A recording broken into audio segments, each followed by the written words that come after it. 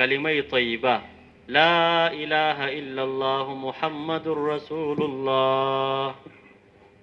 څومره ښایسته خوږه کلمه الله جل جلاله را کړې ده. نشته دی لایق د عبادت او بندګۍ ځای د خواست او د زارۍ په ټولو حاجاتو مشکلاتو کې الا الله بې د الله جل جلاله نه. محمد رسول الله محمد صلی الله علیه وسلم دا د الله جل جلاله رسول دی. دا د کلمې طیبې معنا. فاعلم انه لا اله الا الله واستغفر لذنبك وللمؤمنين والمؤمنات والله يعلم متقلبكم ومثواكم. په دې خبره باندې ښه ځان پوهه کا. قرآن کې الله عز وجل فرمایي په دې ښه ځان پوهه کا چې د الله جل جلاله نه سوا بل څوک د عبادت لایق نشته. عبادت که کېږي یوازې د الله جل جلاله به کېږي. یو عبادت دا به یوازې د الله جل جلاله کېږي. یعنی دې کلمې باندې لا اله الا الله محمد رسول الله په دې باندې ځان ښه پوهه کا. مطلب څه ده؟ مفسرین لیکي چې لا اله الا الله محمد رسول الله د دې کلمې معنا په مورنۍ ژبه کې زده کول. دا لازمي او ضروري خبره ده. هر مسلمان باندې دا لازمه ده چې د دې کلمې طی دا خو عربي الفاظ دي. اوس د دې کلمې په معنا باندې څوک نه پوهېږي څه شی شنو هېڅ نه پوهېږي مقصد باندې نه پوهېږي معنا باندې نه پوهېږي. دې کلمې مطالبونه نه ده خبر.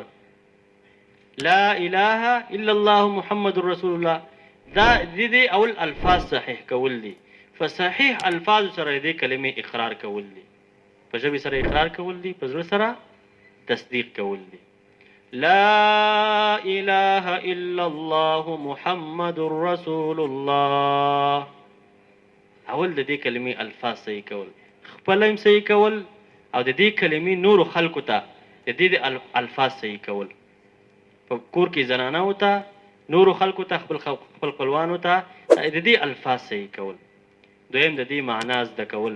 معنا موږ کې یو خدا معنا د عام خلک دا معنا کوي چې نشته د لایق د عبادت غیر د الله جل جلاله نه. یعنی یوازې د الله جل جلاله چې دا د عبادت لایق ده. خو مولوی صاحب قلمدین رحمه الله د دې کلمې طیبې مخکې چې کومه معنا ما وکړه چې نشته د لایق د عبادت او بندګۍ ځای د خواست او د زارۍ ځای د خواست او د زارۍ په ټولو حاجاتو مشکلاتو کې الا الله بې د الله جل جلاله نه. دا د عبدالله ابن عباس رضی الله عنه د دې حدیث د مولوی صاحب رحمه الله دا معنا کړې ده. دا فرمایي عبدالله ابن عباس رضی الله عنهما چې زه رسول الله صلی الله علیه وسلم پسې یو ورځ شاته سور وم. رسول الله صلی الله علیه وسلم وفرمایل چې ای بچونیا زه تاته څو کلمات ښایم. زه تاته څو کلمات ښایم. اول دا احفظ الله يحفظك. ته د الله پاک د حکمونو پابندي کوه، د الله پاک د احکامو پابندي کوه.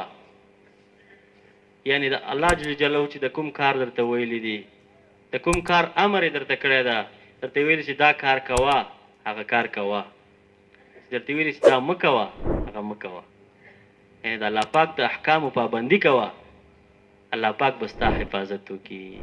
چې وکړي الله پاک به ستا حفاظت وکړي. نو د الله پاک د حکمونو په پابندۍ کې د الله پاک لخوا نه د حفاظت وعده ده. بنده که زما د حکمونو پابندي دې وکړه زه د حفاظت کوم. احفظ الله تجده تجاهک. ته د الله پاک د حکمونو پابندي کوه، الله پاک به خپلې مخې ته بیا مومي. الله پاک به خپلې مخې ته دعا به ورنه غواړي، دعا به دې بیا قبلوي. دعا به ورنه غواړي، دعا به دې بیا قبلوي. نو د الله پاک د حکمونو پابندي کول دا ضروري خبره ده. اصل مین خبره بنیادی خبره ده. ورته فرمایي اذا سألت فاسأل الله. مولوی صاحب رحمه الله چې کومه څه معنا کړې ده فرمایي نشته د لایق د عبادت او بندګۍ ځای د خواست او د زارۍ.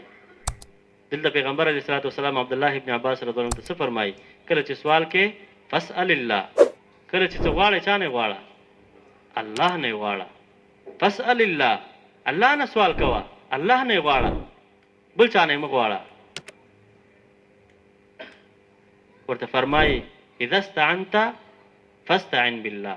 کله چې ته کومک غواړې، کله چې ته مدد غواړې، الله جل جلاله نه مدد او کومک غواړه.